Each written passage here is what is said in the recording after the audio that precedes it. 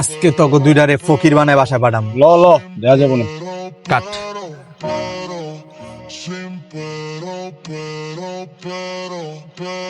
মার।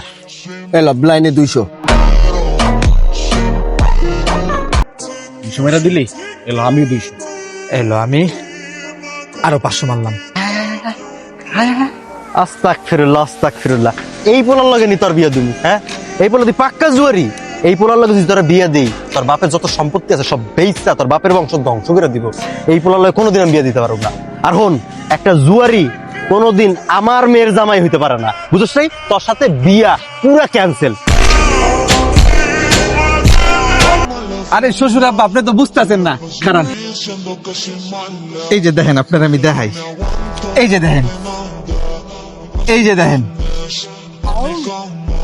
এই যে দেখেন আব্বা, মাত্র 20 মিনিটের ইনকাম।